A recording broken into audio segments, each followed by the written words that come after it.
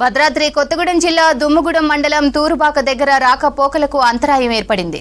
రోడ్డంతా చిత్తడిగా మారడంతో వాహనదారులు ఇబ్బందులు పడ్డారు. సమాచారం అందుకొని ఘటనా స్థలాన్ని పరిశీలించారు MLA doctor Tellam Venkatrao.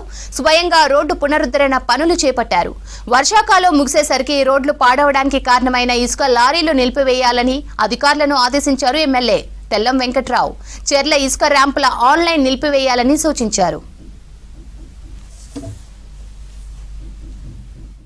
Bhadrachalam to Vajedu వరకు వెళ్లే తూర్పాక మార్గ మధ్యంలో ఉండే కలవట్టుని బ్రిడ్జి ఒక 15 రోజుల క్రితమే టెండర్ కార్పొరేట్ దాన్ని మొదలు పెట్టడం జరిగింది. దానివల్ల డైవర్షన్ రోడ్ ఇచ్చాం. డైవర్షన్ రోడ్ కూడా హెవీ రైన్స్ వల్ల లోడ్ ఏదైతే ఇసుక లారీలు ఉన్న లోడ్ వల్ల దిగిపోవడం జరుగుతుంది.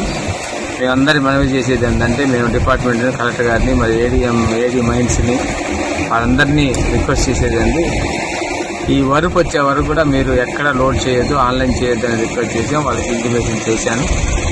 ముందు ముఖ్యంగా రహదారిని మాత్రం డ్యామేజ్ చేయొద్దు. ఈ 2 రోజులు ఆగితే ఈ బ్రిడ్జి మనం ఏదైతే చిన్న కలవటు కడతామో ఈ కలవటు కూడా ఒక 15 రోజుల్లో కంప్లీట్ అవుతుంది. ఓ 10-15 మన 20 రోజుల్లో దీని మీద నుంచి కూడా వెళ్ళొచ్చు అని మనవి చేశాను, రిక్వెస్ట్ చేశాను.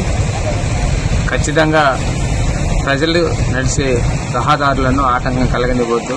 ఈ రైనీ సీజన్ ఈరోజు గోదావరి నదిలో వాటర్ పెరిగే అవకాశం ఉంటుంది. వాగులు వంకలన్నీ పొంగి పొర్లుతున్నాయి. కాబట్టి అందరూ కూడా ఈరోజు అప్రమత్తంగా ఉండాలని చెప్పుకుంటూ, అదేవిధంగా ఏవైతే ఇసుక లారీలు ఉన్నాయో వీటినన్నింటినీ కూడా ఆన్లైన్ చేయొద్దు, ఆపేయండి అని చెప్పడం జరిగింది.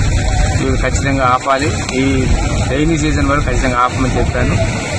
అదేవిధంగా మన ప్రజలందరికీ గమనిక, ఈ రెండు రోజుల నుంచి హెవీ రైన్స్ వస్తున్నాయి.